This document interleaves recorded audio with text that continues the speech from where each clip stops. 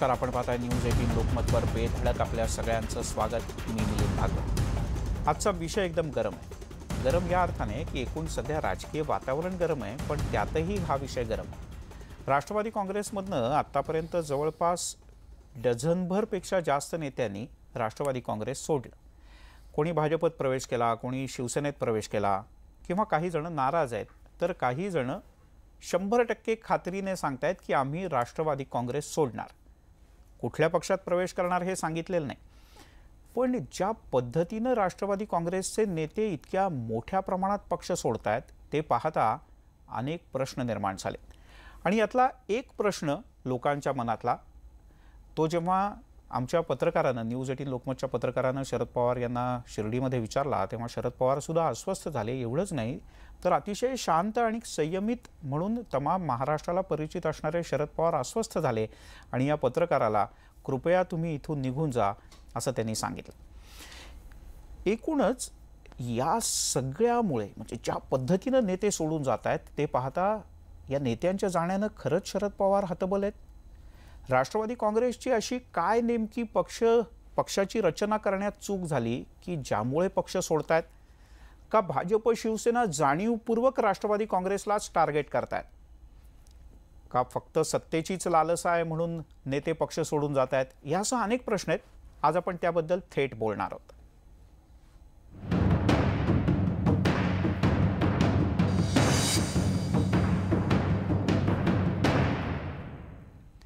नेत्यांच्या जाण्यानं पवार हतबल झालेत का? आणि याबद्दल बोलण्यासाठी आपल्यासोबत आहेत ज्येष्ठ पत्रकार, राजकीय विश्लेषक भारतकुमार राऊत. सिद्धार्थ मोकळे, वंचित बहुजन आघाडीचे प्रवक्ते आपल्यासोबत आहेत. सूरज चव्हाण आहेत, राष्ट्रवादी काँग्रेसचे प्रवक्ते. ज्येष्ठ पत्रकार अरुण खोरे आपल्यासोबत या चर्चेत सहभागी होत आहेत. काँग्रेसच्या प्रवक्त्या हेमलताताई पाटील आपल्यासोबत आहेत. आणि पुढच्या काही वेळात अपेक्षा आहे की भाजपचे प्रवक्ते आणि आमदार राम कदम हे देखील या चर्चेत सहभागी होतील. सगळ्यात आधी आपण राऊत सरांपासून आज सुरुवात करूयात. राऊत सर, साधारणपणे शरद पवार पत्रकार परिषदेत इतके अपसेट होत नाहीत, किंवा कोणीतरी प्रश्न विचारला म्हणून शरद पवार पत्रकार परिषद आता मी सोडून जातो, मी निघून जातो, मला बोलवा नाहीतर फक्त पवारांना बोलवा, मला बोलवा किंवा फक्त पत्रकारांना बोलवा, इतक्या टोकाची भाषा करतात. असं सहसा महाराष्ट्रानं बघितलेलं नाही. आपण सुरुवात करताना एकदा आज काय नेमकं झालं पत्रकार परिषदेत ते पाहूयात आणि मग पुढे जाऊया. नेते तुमच्याकडे जे आलेले आहेत हे पक्ष सोडतायत, मात्र तुमचे नातेवाईक असलेले पद्मसिंह पाटील हे देखील पक्ष नातेवाईकाचा ह्याचा काय संबंध? कुठेतरी नाही, पण तुम्ही नातेवाईकाचा काय विषय करत नाही. परंतु हे चुकीचं बोलताय तुम्ही. नातेवाईकांचा संबंध आहे त्याच्या राजकारणात नाही, परंतु तुम्हाला हे असं बोलणार असेल तर मला बोलायचं. नेते तुमच्याकडे जे आलेले आहेत हे पक्ष सोडतायत, मात्र तुमचे नातेवाईक असलेले पद्मसिंह पाटील हे देखील पक्ष नातेवाईकाचा ह्याचा काय संबंध? कुठेतरी नाही, पण तुम्ही नातेवाईकाचा काय विषय करत नाही. परंतु हे चुकीचं बोलताय तुम्ही. नातेवाईकांचा संबंध आहे त्याच्या राजकारणात नाही, परंतु तुम्हाला हे असं बोलणार असेल तर मला बोलायचं. अर्थात यानंतर त्या संबंधित पत्रकारांना 1-2 वेळेला प्रश्न विचारण्याचा प्रयत्न केला. मग बाकीच्या पत्रकार आणि शरद पवारांमध्ये काही प्रश्नोत्तरं झाली. पण राऊत सर, का नेमके शरद पवार एवढे अस्वस्थ झाले असावे?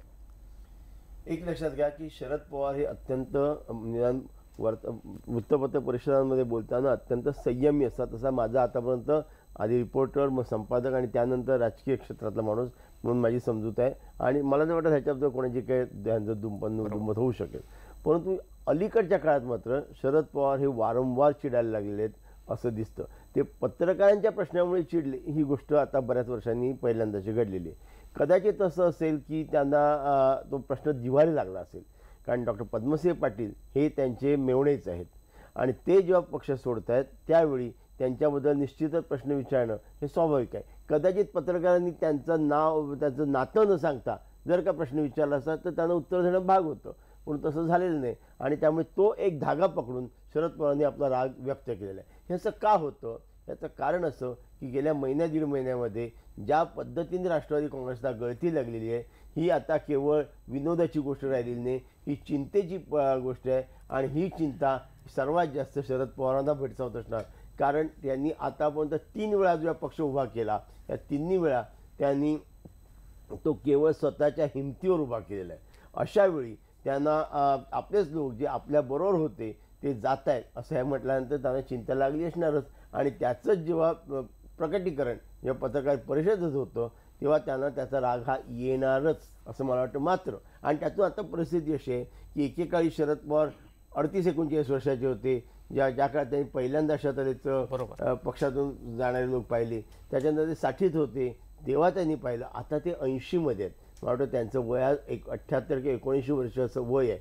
या वयामध्ये सुद्धा ते उभे आहेत हे महत्त्वाचं. आणि त्यातून त्यांना अशा वेळी जर का हा त्रास किंवा हे आव्हान स्वीकारावं लागलं तर त्याच्यामुळे त्यांचं मानसिक संतुलन बिघडणं हे मी स्वाभाविक मानतो. हे क्षणिक असावं अशी माझी मनापासून अपेक्षा आहे. निश्चितपणे 78 वर्ष पूर्ण आहेत शरद पवार आणि स्वाभाविकपणे याचाही परिणाम असतोच ना की आपल्याबरोबर काम केलेले इतके वर्ष सुखदुःखाच्या प्रसंगात आपल्या बरोबर राहिलेले जेव्हा सोडून जातात तेव्हा राग तर निश्चितपणे येऊ शकतो.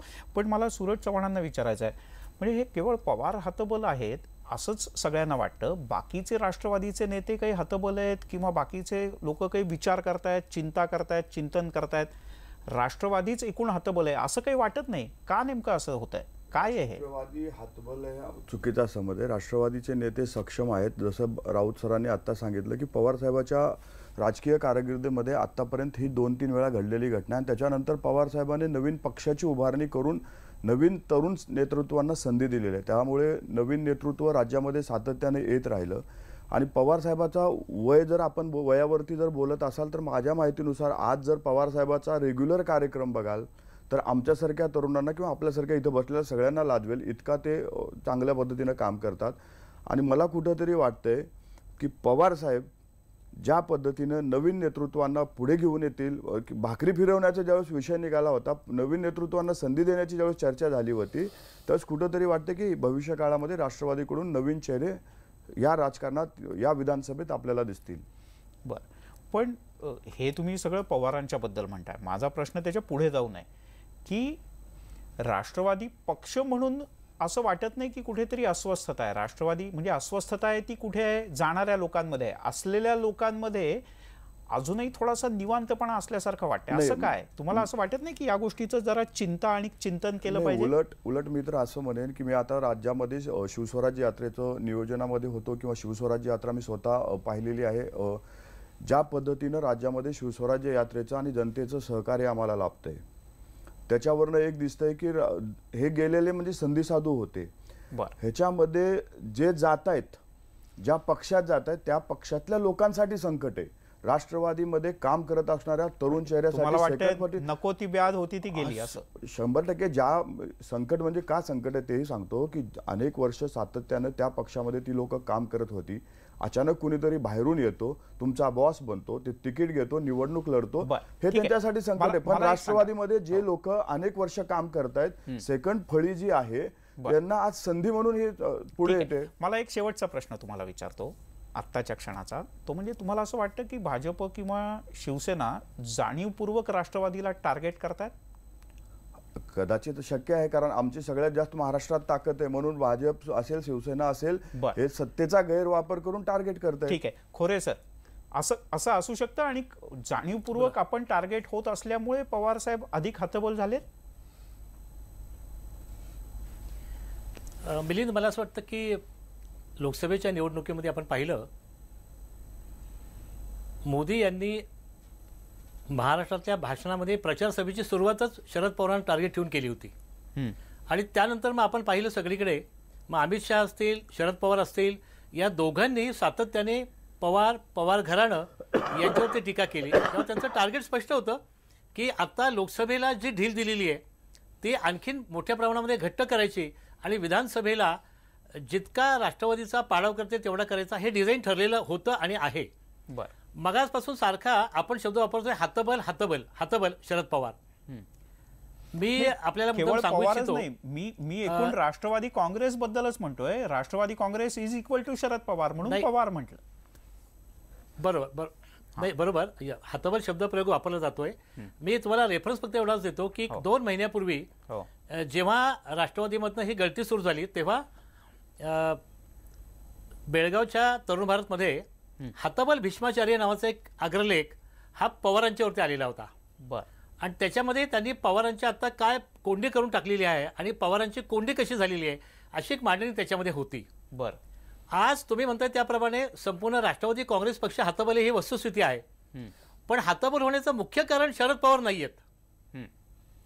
याचं कारण असं आहे की शरद पवारांच्या बरोबर जे लोक होते, ज्या नेत्यांना, ज्या तरुण नेत्यांना शरद पवारांनी मोठं केलं, हे सगळे नेते कृतज्ञपणे खोटेपणा करून आपले स्वार्थ सांभाळण्यासाठी, आपल्या स्वार्थाच्या पेढ्या आणि बँका सांभाळण्यासाठी हे पलीकडे गेलेले आहेत. बरं. याच्या पलीकडे दुसरं कोणतंही कारण नाही. ठीक आहे. आणि गंमत कशी आहे, हे इतके खोटे आणि दांभिक लोक आहेत. नाही, आपल्याला मुद्दाम सांगतो, सचिन अहिर ज्या दिवशी बाहेर पडतायत ते काय सांगतायत की माझ्या मनामध्ये साहेबांच्या बद्दल फार मोठा आदर आहे, माझा एक कोपरा ओला आहे. चित्रावाग काय सांगतायत की मी साहेबांची परवानगी घेऊनच तिकडे गेलेले. अरे काय चाललं हे? अतिशय बेजबाबदार, लुच्चे आणि खोटे हे राजकारणी आहेत, बाहेर पडलेत. तिला कुठल्याही पक्षामध्ये गेले तरी असेच वागणार. बरं. नाही, केवळ चित्रा वाघ आणि सचिन अहिर नाही, तर थोड्याफार फरकानं सगळ्या नेत्यांनी असंच सांगितलं की आम्हाला वैयक्तिक पवार साहेबांबद्दल मनापासून आदर आहे, त्यांचं पितृतुल्य स्थान आमच्या मनात कायम राहील. आणि पणच्या पुढे बरेच ... त्याच्यामुळे त्याच्यात काय नेमकं लिहिलेलं आहे ते त्यांच्या मनात काय ते अजूनपर्यंत आपल्याला कळलेलं नाही, कारण कोणी मोकळेपणानं बोलून दाखवलं नाही. राम कदम आपल्यासोबत जोडले जात आहेत, पण त्यांच्याकडे जाण्यापूर्वी हेमलताजी, तुम्हाला असं वाटतंय की जाणून बुजून शरद पवार यांना आणि राष्ट्रवादीला टार्गेट केलं जातंय? म्हणजे काँग्रेस तर आहेच, पण काँग्रेसला आता कसं आहे की एक घाव दिला तरी काँग्रेस शांत होऊन बसेल असं भाजपला वाटतंय, पण पवारांच्या आणि राष्ट्रवादी काँग्रेसच्या करता बरेच घाव घालायला लागतात भाजप शिवसेनेला. नाही, आपण जे आता म्हटलं की सगळ्यात महत्त्वाचं म्हणजे पवारसाहेब हे राष्ट्रवादीचे सर्वस्व आहेत आणि संघटना बांधतानाच सतत सत्तेत राहिलेले आमचे दोन्ही पक्ष असल्यामुळे थोडंसं असं झालं की प्रत्येक ज्या नेतृत्वावरती जबाबदारी टाकली गेली त्या नेतृत्वाने तो भाग सांभाळायचा आणि तिथंच साम्राज्य स्थापन झाली. आणि ही जेव्हा सगळी साम्राज्य स्थापन झाली त्यावेळेला जी कार्यकर्त्यांची दुसरी फळी असते किंवा संघटनात्मक बांधणी असते, त्याच्यामध्ये कसं झालं की प्रत्येक वेळी याच नेत्याला विचारायचं की तुम्हाला तालुका अध्यक्ष कोण हवे, महिला अध्यक्ष कोण हवे, जिल्हाध्यक्ष कोण हवे, आणि ते सांगतील त्याच कार्यकर्त्यांची त्या ठिकाणी निवड करायची. आणि मग जेव्हा हे पक्ष सोडून गेले तेव्हा संपूर्ण संघटना खिळखिळी करून गेले आणि त्यामुळे पवार साहेबांना थोडीशी हतबलता आली असण्याची शक्यता आहे. कारण राष्ट्रवादीच्या स्थापनेपासून हे बहुसंख्य लोक त्यांच्या बरोबर होते, त्यांच्या प्रेमापोटी बरोबर होते, त्यांच्या विश्वासावरती बरोबर होते आणि थोडीशी त्यांच्याबद्दल भीतीही होती आणि म्हणून बरोबर होते. आणि आज या टप्प्यावरती हे सगळे लोक कुठलीही भीती न बाळगता सरळसोट पक्ष सोडून जात आहेत आणि त्यामुळे ही पवार साहेबांना थोडीशी हतबलता येणे असण्याची शक्यता आहे. आपण जसं म्हणतात की राष्ट्रवादी काँग्रेसला जास्त टार्गेट केलं जाते, त्याचं कारण असं आहे की पश्चिम महाराष्ट्रामध्ये सगळे जे बिग शॉट्स नेते आहेत हे राष्ट्रवादी काँग्रेसमध्ये आहेत. आणि मग महाराष्ट्रामध्ये जर काँग्रेस आणि राष्ट्रवादीची शक्ती खिळखिळी करायची असेल तर पहिल्यांदा यांच्यावरती घाव घातला पाहिजे आणि त्या दृष्टीने अत्यंत विचारपूर्वक भारतीय जनता पक्ष आणि शिवसेनेचं काम चालू आहे. भारतीय जनता पक्षामध्ये ऍडजस्ट होत नसतील तर शिवसेनेमध्ये सामावून घेतलं जात आहे. आणि त्याआधी आपण बघितलं की चंद्रकांत दादांचे गेले वर्षभरापासूनचे स्टेटमेंट बघा, प्रत्येक वेळी त्यांचे स्टेटमेंट आहे की याचा वाईट परिणाम होईल, तुम्ही निवडणुकीला उभे राहिलेत, तुम्हाला सामोरं जावं लागेल. आणि त्यानंतर ज्या ईडीच्या चौकशा सुरू झाल्या आणि प्रत्येक सहकारी संस्थेमध्ये जी काही थोडीफार अनियमितता असते त्या सर्वाला घाबरून आणि आपली साम्राज्य टिकवण्यासाठी हे सगळे लोक जात आहेत आणि त्यामुळे राष्ट्रवादी काँग्रेसला जास्तीत जास्त विचारपूर्वक खिळखिळ केलं जाते असं मला वाटतंय. हेमलताजी, तुम्ही खरं तर भाजप पडद्याच्या मागे काय चाललंय हेच तुम्ही एक प्रकाराने सांगितलं. अर्थात राम कदम त्याच्याशी उघडपणे सहमत होणार नाहीत, पण राम कदम यांच्याकडे जाण्यापूर्वी, राम कदम मी येतो तुमच्याकडे, तुमच्याकरता एक नाही तर किमान 10 तरी प्रश्न आहेत आणि लोकांच्या मनातले प्रश्न आहेत की तुम्ही जाणून बुजून राष्ट्रवादीला का टार्गेट केलं. पण सिद्धार्थ, असं वाटतंय की महाराष्ट्राचं राजकारण जर का बदलायचं असेल किंवा आपल्याला हवं त्या पद्धतीनं न्यायचं असेल तर राष्ट्रवादी काँग्रेसलाच टार्गेट केलं पाहिजे आणि हे भाजप आणि शिवसेनेला स्पष्टपणे माहिती आहे. आणि राष्ट्रवादी काँग्रेसला टार्गेट केलं पाहिजे म्हणजे शरद पवारांना टार्गेट केलं पाहिजे. नाही, मुळात काय माहिती आहे का, एक भाजपच्या बद्दलचं मी काल परवा आपल्या चॅनलवरती बोललो होतो की भाजपने संघटना म्हणून एक जो काही स्वतःचा इमेज ड्रॉ करण्याचा प्रयत्न केलेला आहे की आम्ही खूप मोठे संघटनात्मक पातळीवरती स्ट्रॉंग आहोत. तर आपण मागच्या 5 वर्षातल्या 10 वर्षातल्या निवडणुका बघितल्या तर यांचे सगळे आयात केलेले उमेदवार निवडून येतात, यांचे उमेदवार खूप कमी प्रमाणात निवडून येतात. भाग एक. दुसरा भाग काँग्रेस राष्ट्रवादीच्या बाबतीत आता मी हेमलताताईंचे आभार मानतो आणि त्यांचं अभिनंदन करतो की त्यांनी पहिल्यांदा कुठल्या तरी काँग्रेसच्या प्रवक्त्यांनी वस्तुस्थिती मान्य केली आहे की यांच्याकडे घराणेशाही होती, यांच्याकडे संस्थानं तयार झाली, यांच्याकडे कार्यकर्त्यांना संधी नाकारल्या गेली आणि त्याचे हे दुष्परिणाम आहे. तुम्ही उघडपणे खऱ्या अर्थाने आज पहिल्यांदा मान्य केलं. मला वाटतं काँग्रेसचं हे एक पॉझिटिव्ह पाऊल पडले आणि काँग्रेसच्या नेत्यांनी याची दखल घेतली पाहिजे. पवार साहेबांनी आजपर्यंत जे पेरलंय ते उगवलंय. दुर्दैवानं त्यांना या वयात हे सगळं बघावं लागतं. हे वाईट जरी असलं त्याबद्दल व्यक्तिशः मला ते चुकीचं वाटतंय. त्यांच्यासमोर हे सगळं घडताना त्यांना जो काही त्रास होतोय तोही आपल्याला बघवत नाही. मात्र ही फॅक्ट आपण मान्य केली पाहिजे की पवार साहेबांसोबत आलेली माणसं कुठून आलेली होती, तर तीही इतर पक्षातून फोडूनच आलेली होती. त्याच्यानंतर पवार साहेबांना इतकं जिव्हारी लागण्याचं कारण काय दिसतंय, तर ज्या घराणेशाहीला त्यांनी पाठिंबा दिला, जी घराणे जपली, त्यांना सगळं त्यांनी कार्यकर्ते बाजूला ठेवून या सगळ्यांना सत्तेचे लाभ दिले, आज ते सगळे एक एक करून सोडून चाललेले आहेत. अशा राजकीय परिस्थितीमध्ये राष्ट्रवादीला टार्गेट करण्याचं किंवा काँग्रेसला टार्गेट करण्याचं जे काही याचं धोरण आहे ते यशस्वी होण्यामागे मला वाटतं यांनी जी काही पहिले पेरणी केलेली आहे तीच याचं कारण आहे. सूरज चव्हाण, मगाशी हे बोलताना सहज बोलून गेले की पवार साहेबांनी जे पेरलं ते उगवलं. त्या काळची परिस्थिती आजची परिस्थिती राजकारणाची खूप वेगळी आहे. त्या काळामध्ये लोक छगन भुजबळ साहेबांनी पक्ष का सोडला, तर मंडल आयोगाला अंमलबजावणी करताना सेना आणि भाजपाने विरोध केला होता ओबीसीला आरक्षण देण्यासाठी, म्हणून छगन भुजबळ साहेबांनी पक्ष सोडला. कुणावरती दबाव आणून ईडीची चौकशी, इन्कम टॅक्सची रेट टाकून कुणालाही पक्ष सोडवला नव्हता. आत्ताची परिस्थिती अशी आहे, चंद्रकांत दादा पाटील सारखा माणूस डायरेक्ट 8 दिवसापूर्वी सांगतात की तुम्ही जर पक्षप्रवेश ऑफर देता, जर नाही केला तर परिणाम भोगावे लागतील. त्याच्या 8 दिवसाच्या नंतर हसन मुश्रीफ साहेबाच्या घरावर रेड पडते किंवा इतरही पक्षातील ब्लॅकमेलिंग. राजकारणाची बदलती परिस्थिती, आधीचं राजकारण काही भूमिका न पटल्यामुळे होतं, आताचं राजकारण राजकीय दबाव व संस्थेचा वापर करून जे मान्य केली संस्थेचा वापर बोलतात. जे नेते गेले ते सगळे स्वार्थापोटी गेले असं आपणच म्हणालात. आदरणीय खोरे सरांनी त्यांना लुच्चा असं संबोधन लावलं आणि आता तुम्ही सांगतात की ते दबावापोटी गेले. त्यामुळे मला असं वाटतं काहीतरी एक आपण ठरवलं पाहिजे. दबाव निश्चित शासनाकडनं असेल, सगळ्या सत्तांचा उपयोग केला जातो, मात्र इथे जे स्वार्थापोटी तुमच्याकडे आले होते तेच आता स्वार्थापोटी तिकडे चाललेले आहेत. ही तर आपण वस्तुस्थिती मान्य केली पाहिजे. आपण राम कदम यांच्याकडे जाऊयात. राम कदम, म्हणजे ठीक आहे, महाराष्ट्रात सत्ता मिळवायची तुमचं लक्ष असेल, 100% भाजपा तुमचं लक्ष असेल, पण राष्ट्रवादी काँग्रेस सारख्या महाराष्ट्रातल्या प्रमुख विरोधी पक्षाला तुम्ही इतकं नामोहरम, इतकं टार्गेट करून प्रत्येकाला अगदी वेचून वेचून तुम्ही गोळा करताय. म्हणजे तुमचं टार्गेट पवार आहेत का तुमचं टार्गेट राष्ट्रवादी काँग्रेस आहे का तुमचं टार्गेट सत्ता आहे, काय आहे? मिलिंदजी, तुमचं जे विधान आहे त्या विधानामध्ये अर्ध विधान सत्य आहे आणि अर्ध विधान असत्य आहे. की ही गोष्ट खरी आहे की राष्ट्रवादीचे अनेक नेते यांना भारतीय जनता पार्टीमध्ये प्रवेश करायचा आहे आणि ते प्रवेश करत असताना आम्ही वेचून वेचून घेतोय, सगळ्यांना सरसकट घेत नाही, हे विधान खरं आहे. पण आम्ही टार्गेट करतोय हे विधान खरं नाही आहे. त्यांनाच त्या पक्षात राहायचं नाही आहे, कारण त्यांना कळून चुकलंय की त्या पक्षात राहून त्या पक्षाच्या चिन्हावर निवडणूक. राम कदम साहेब वेचून वेचून घेतोय याचा अर्थ काय? ज्याच्यावर चौकशी चालू अशी वेचून घेताय का? राम कदम साहेब वेचून वेचून घेतोय म्हणजे ज्याची इन्क्वायरी चालू आहे, ज्याच्यावरती आरोप केले आतापर्यंत. थोडं मी तुम्हाला एक प्रश्न विचारतो, आतापर्यंत तुम्हाला एक प्रश्न विचारतो, छोटासा प्रश्न आहे. आतापर्यंत आमच्या लोकांवरती तुम्ही आरोप केले होते, गावित साहेबांवरती आरोप केले होते, पिचड साहेबांवरती आरोप केले होते, लक्ष्मण डोबळे साहेबांवरती आरोप केले, ते तिकडे जाऊन पवित्र कसे झाले? अधिक बोला राम कदम, उत्तर द्या सगळ्याच. आपण माझं पूर्ण झाल्याच्या वेचून वेचून म्हणजे ज्याच्यावरती केसेस आहेत असेच वेचून घेताय का? आपण उत्तर राम कदम बोला. मी राष्ट्रवादीच्या नेत्यांचं दुःख आणि त्यांची आम्हाला उलट सुख आहे. दुःख राष्ट्रवादीचे नेते आता मध्ये बोलू नका आपण, मध्ये बोलू नका आपण. मी शांतपणे ऐकून घेतलं, माझं ऐकून घेण्याची तयारी ठेवा. राम कदम पूर्ण करा. अहो शांतपणे ऐकून घ्या, मला पूर्ण तर करू द्या. मी तेच सांगतोय, तुम्ही लक्ष नका देऊ, तुम्ही पूर्ण करा ना. की ज्या वेळेस राष्ट्रवादीचे नेते शिवसेना आणि भाजपच्या नेत्यांना फोडत होते, त्यावेळेस त्यांची सत्ता होती, तेव्हा ते सत्तेचा गैरवापर करत नव्हते. भाजप आणि सेनेचे नेते फोडत होते, ते सगळं योग्य होतं. आता भाजप आणि सेनेमध्ये ह्यांचे नेते येत आहेत तर लगेच सत्तेचा गैरवापर. म्हणजे जिथे ज्या ठिकाणी ह्यांचे नेते जिंकतात तिथे ईव्हीएम बरोबर, ज्या ठिकाणी ह्यांचे नेते पडतात तिथे ईव्हीएम चुकीची, असं प्रत्येक बाबतीमध्ये दुटप्पी धोरण ना राष्ट्रवादीला आखता येईल ना काँग्रेसला आखता येईल.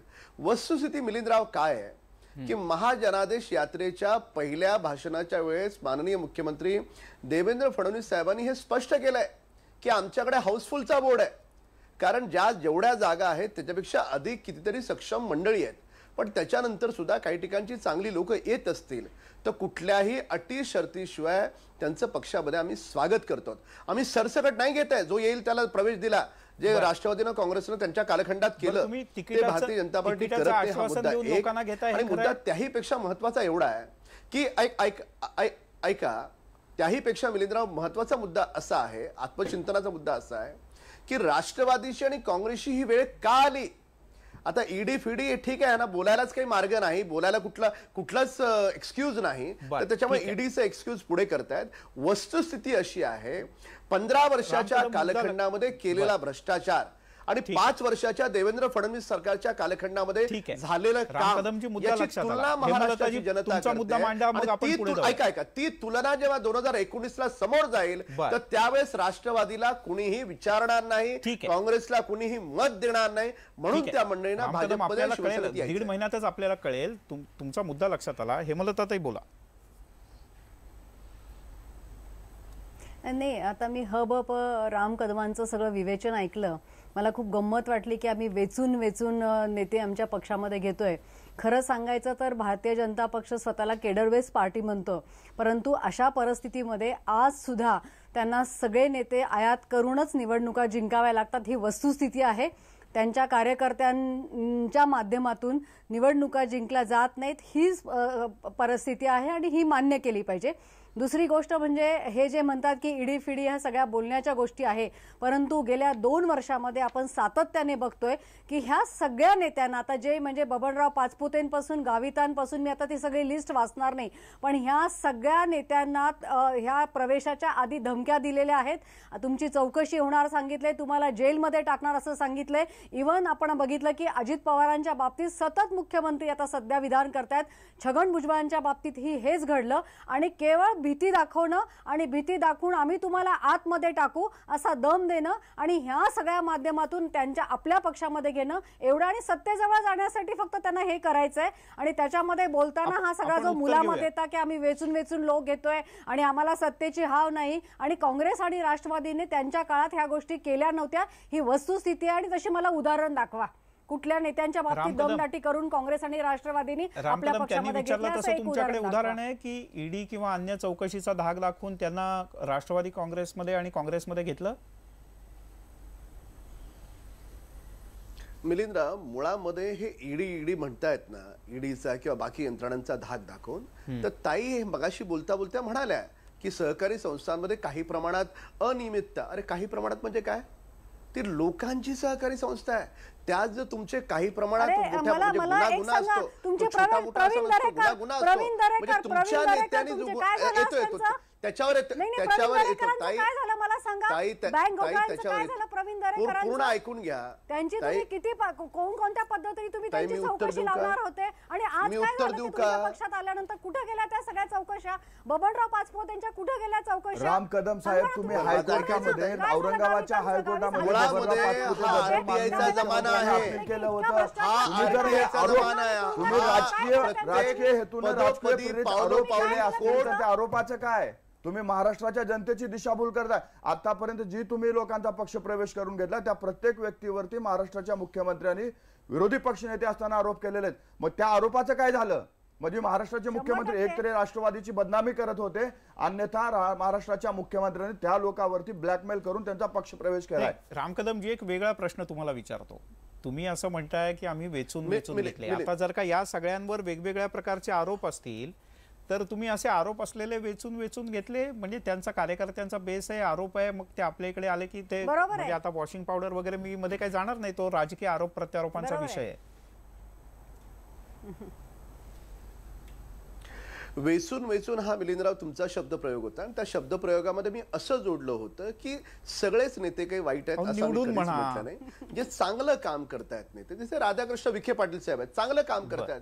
विजयसिंह मोहिते पाटीलचं घराणं आहे, त्यांचं चांगलं काम करतायत. अशी जी चांगली घराणं आहेत, चांगल्या घराण्यांवर तुम्ही आरोप केले होते त्यांचे.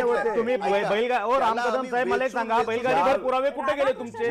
5 वर्ष सत्तेत असताना ही घराणी जी तुम्ही आत टाकणार होता ती का टाकली नाही? कोणी रोखलं तुम्हाला? मुख्यमंत्री महोदयांनी स्वतः आपले ग्रह खातं ठेवलं. यांच्यावर कारवाई करतील अशी आम्हाला अपेक्षा होती. तर तुम्ही सगळे क्रिमिनल्सला अभय देत आहेत. म्हणजे निर्भय क्रिमिनल्स अशी काही योजना तुम्ही आणली का? आज चेंबूरमध्ये जो सामूहिक बलात्काराचा प्रकार झालाय त्या आरोपींना 1.5 महिन्यापासून वाचवण्याचा प्रयत्न पोलीस करतायत. त्याच्यावर तुमचं सरकार चूप आहे. काल जालन्यात असताना मुख्यमंत्री त्याच्यावर बोलत नाहीत. मराठवाड्याच्या तुम्ही तिकडे यात्रा करतायत, जत्रा करतायत आणि लोक इथे मारली जातात. गुन्हेगारांना अभय दिलं जात आहे. ज्यांच्यावर तुम्ही आरोप केले त्यांना तुम्ही पवित्र करून घेताय. कुठल्या तोंडाने तुम्ही मतं मागणार आहात निवडणुकीमध्ये? ज्या घराणेशाहीला तुम्ही विरोध केला, ज्या घराण्यांचा आरोप तुम्ही बाहेर काढत होते आणि पुरावे द्यायची भाषा करत होते, त्यांना तुम्मी इकडे आणून अभय कसं काय देताय? बर राम कदम, याच्यावर उत्तर द्या, मग आपल्याला राऊत सरांच्याकडे जायचं. एक मिनिट ऐका मिलिंदराव, पहिल्यापासून माझी एकच इच्छा आहे की हे सगळेच वेगवेगळ्या पक्षाचे वरिष्ठ प्रवक्ते आहेत.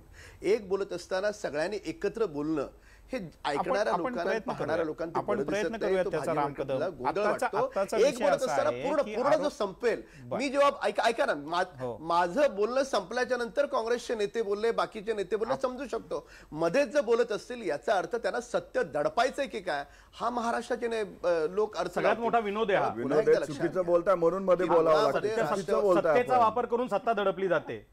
तुम्ही बोला पूर्ण, आम्ही ऐकतो. आता बोला, उत्तर द्या. खोडून काढा ना, तुम्ही उत्तर द्या. बोला, येईल तेव्हा खोडून काढा. ठीक आहे, तुम्ही बोला, सलग बोला, आम्ही ऐकतो. बोला, तुम्ही उत्तर द्या. केवळ मध्ये बोलण्याचं कारण करून तुम्ही वेळ नका वाया घालू. राम कदम, आता बाकीचे प्रश्न ठेवा. मी तुम्हाला एक प्रश्न विचारतो. नरेंद्र मोदींनी ज्यांना गुरु म्हटलं होतं त्यांच्याचवर आम्हाला हे मोडून काढायचं आहे असं म्हटलं.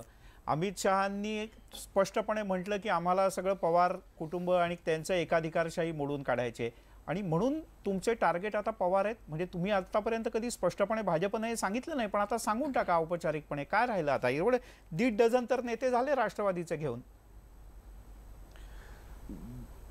भारतीय जनता पार्टीचं टार्गेट या महाराष्ट्रामध्ये जे जे भ्रष्टाचार करणार असतील, जनतेचा पैसा खाणार असतील, ज्यांनी जनतेचा पैसा खाल्लेला आहे, ती प्रत्येक व्यक्ती भारतीय जनता पार्टीचं टार्गेट आहे.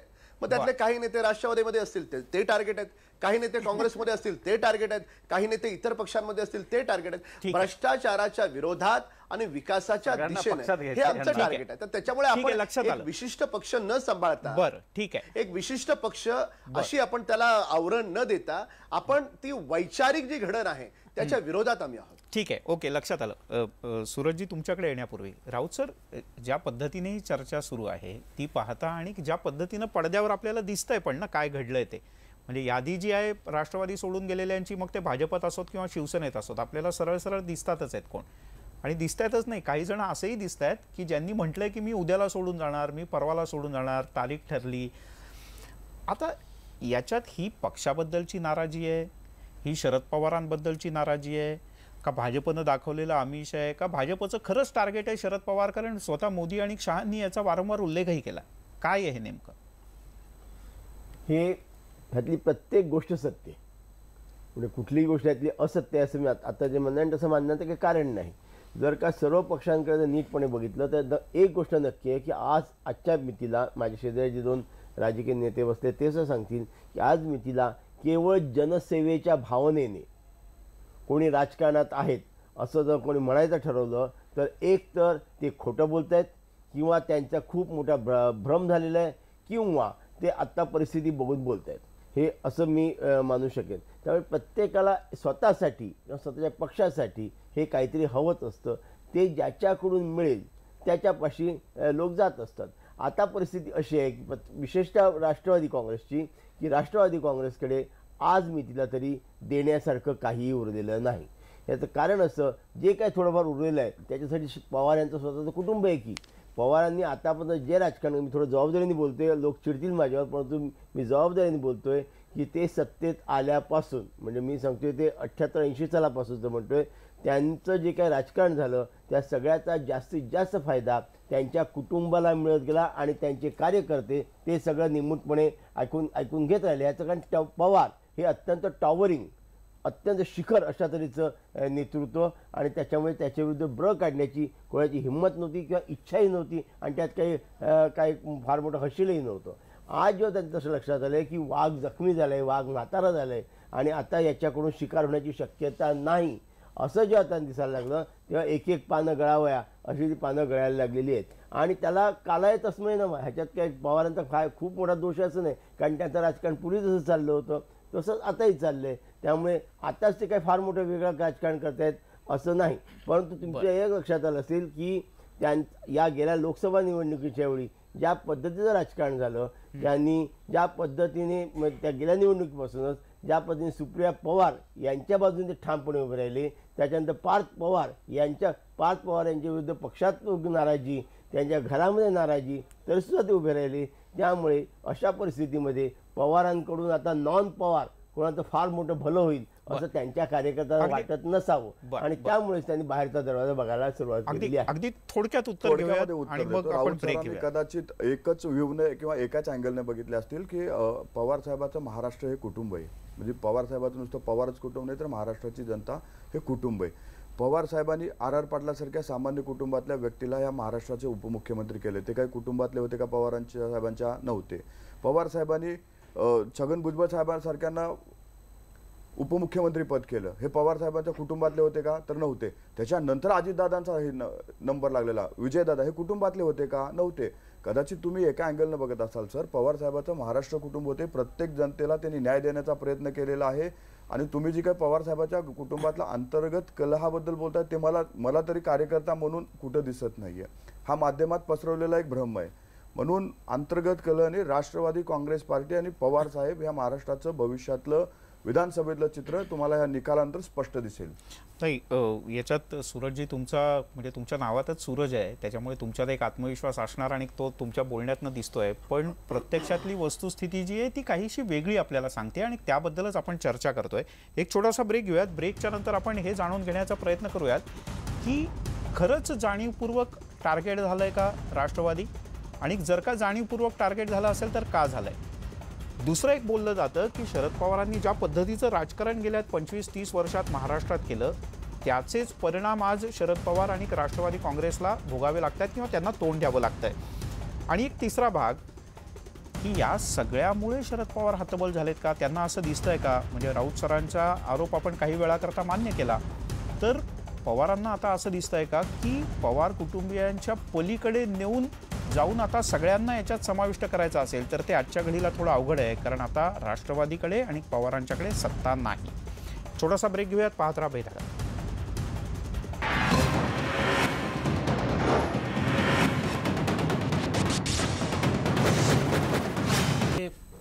भारत कुमारांनी जो मुद्दा मांडला त्या मुद्द्यामध्ये तथ्य आहे, पण तो मुद्दा पूर्णपणे स्वीकारता येणार नाही. बरं, याचं कारण असं आहे की कुठल्याही पक्षामधला शीर्षस्थ नेता जो असतो तो आपला जनाधार वाढवण्यासाठी, आपला पक्षामधला बेस वाढवण्यासाठी या पद्धतीची भूमिका, या पद्धतीचं राजकारण सतत करतो. पवारांच्या बाबतीमध्ये एक मोठी गडबड काय झाली असं मला वाटतं एक पत्रकार म्हणून. 1995 साली ते काँग्रेस पक्षामध्ये होते आणि 95 सालची विधानसभेची निवडणूक ही पवारांच्या आजच्या राजकारणाचं एक वेगळं कारण कसं तिथे लपलेलं आहे याच्याशी जोडलेलं आहे.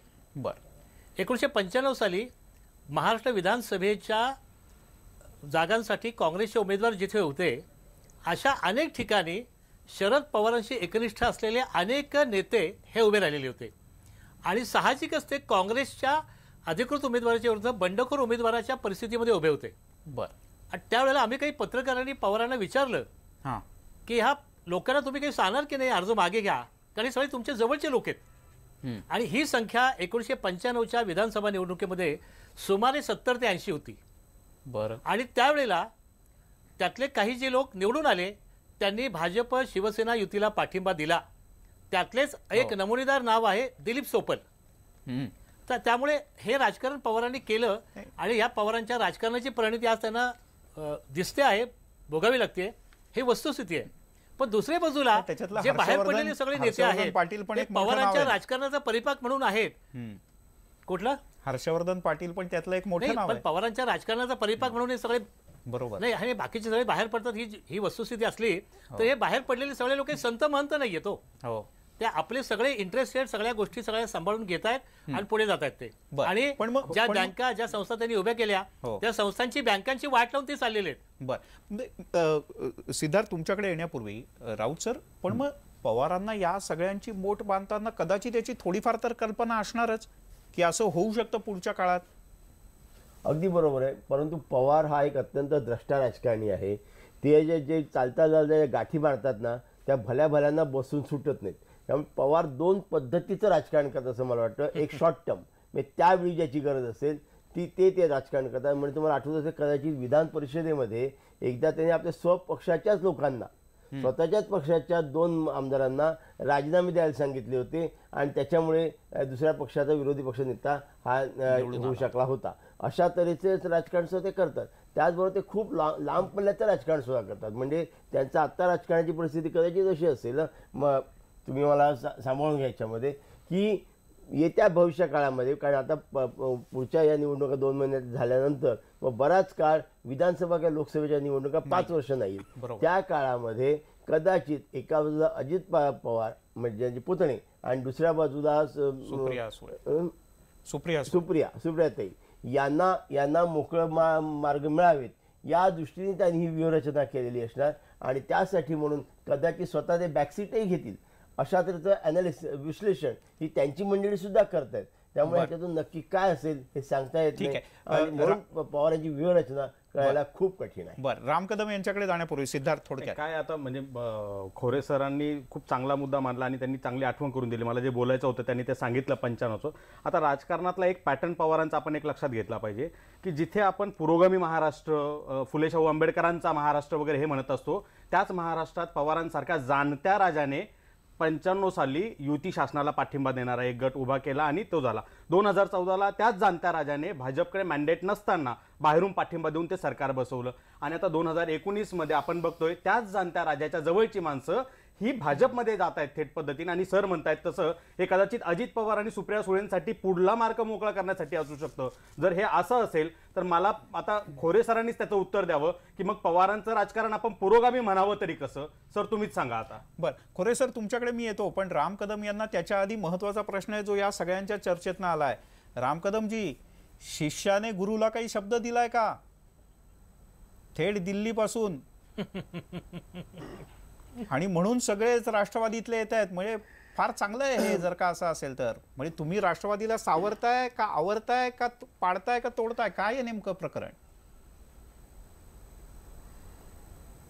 मिलिंदजी, आपण राजकारणामध्ये व्यक्ती म्हणून प्रत्येकाची एक वेगळी खूबी असते. त्या खूबीचं पक्षाच्या सीमा ओलांडून पलीकडे जाऊन सुद्धा आपण त्याचं कौतुक केलं पाहिजे.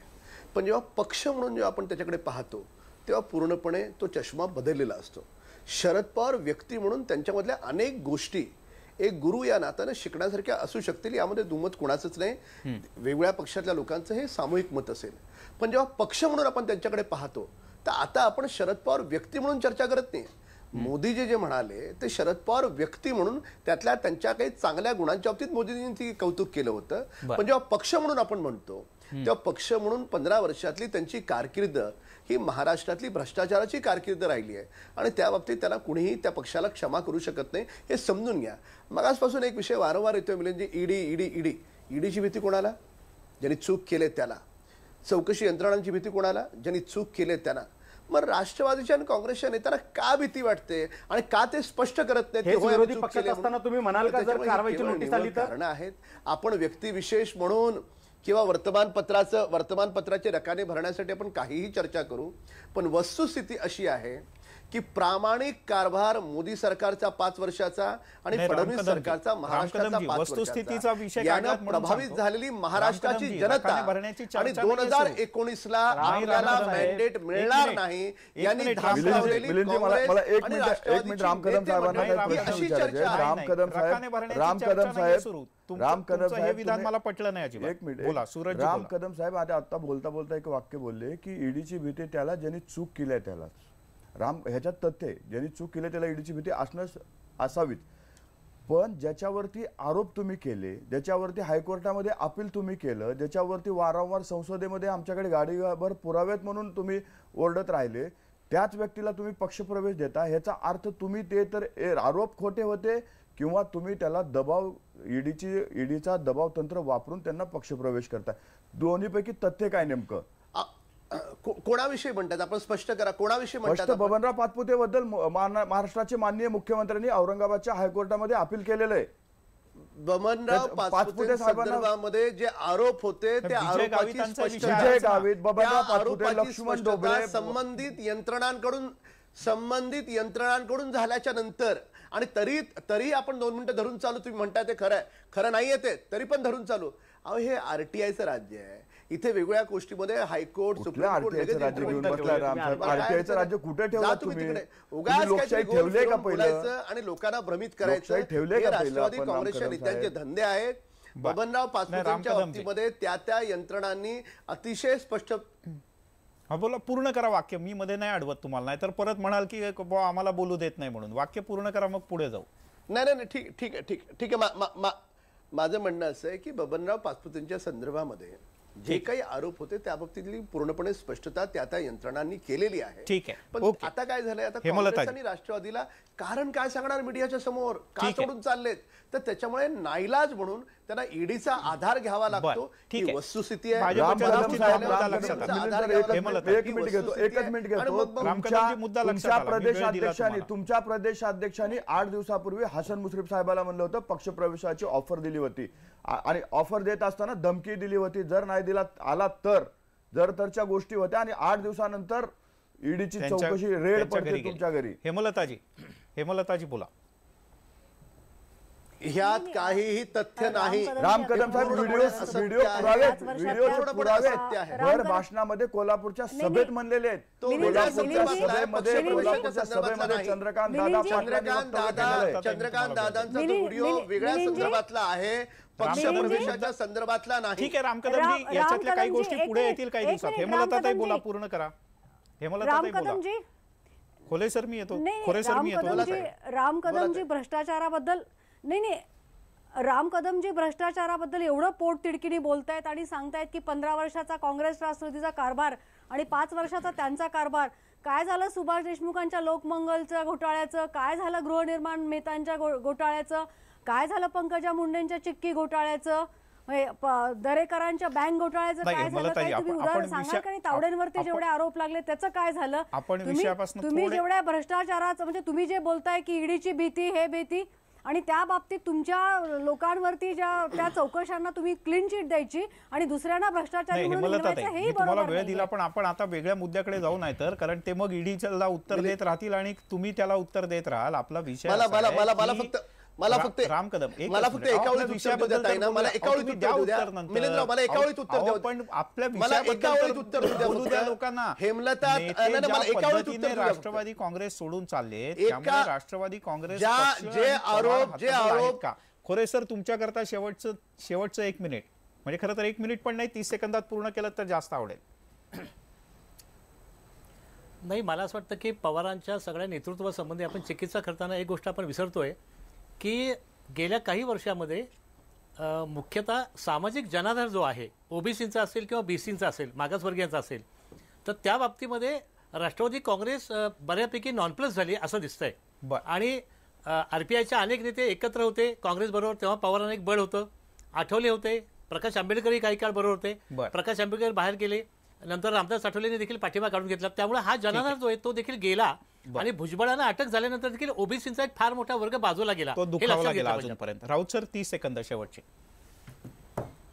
हे सगळं खरं म्हणजे अपरिहार्य असलं तरी दुर्दैवी आहे, हे मात्र आपल्याला मान्य करावंच लागेल. विशेषतः ही गोष्ट जेव्हा शरद पवार या महाराष्ट्राचे खरोखरच शिखर नेत्याबद्दल होते तेव्हा खूप वाईट वाटतं. त्यांना आपण निदान या लेवलला उतरायला नको होतं, पण त्याला इलाज नाही, कारण ते स्वतःच त्या लेवलला उतरले. जेव्हा एखादा इतका मोठा राजकीय नेता जेव्हा पत्रकारावर बोटं दाखवून अशा तऱ्हेचे आरोप करत राहतो तेव्हा त्याला प्रतिक्रियाही होणारच. मला असं वाटतं की शरद पवारांनी जर का थोडं भान ठेवलं असतं किंवा अन्य पत्रकारांनी सांभाळलं असतं तर कदाचित ही परिस्थिती आली नसती. आपल्याला कोणाला या विषयात टार्गेट करायचं नाही किंवा कोणाच्या दुखऱ्या भागावरही आपल्याला बोट ठेवायचं नाही. आपला हा सगळ्या चर्चेचा प्रपंचाचा विषय होता की एखाद्या पद्धतीनं जर का एखादा राजकीय पक्ष राष्ट्रवादीसारखा किंवा शरद पवार यांच्यासारखा मोठा नेता जर का हतबल होत असेल तर त्याच्या पाठीमागचं नेमकं कारण काय हे समजून घेण्याचा आपला प्रयत्न होता. कोणी हतबल होऊ नये, ज्याला त्याला आपापले मार्ग सापडावेत. आणि सूरजजी तुम्हाला बोलायला वेळ नाही दिला मी आत्ता, पण तुमच्या नावात सूरज आहे, तुम्ही मगाशी पॉझिटिव्ह नोटवर बोलत होतात, त्यामुळे आपण अपेक्षा करूयात की याच्यातनं पुढे काहीतरी पॉझिटिव्ह निघेल. तुर्तास या सगळ्यांनी आपल्याला वेळ दिला, आपल्या सगळ्यांचे मनापासून आभार. आज इथे थांबूयात. पाहत राहा न्यूज 18 लोकमत.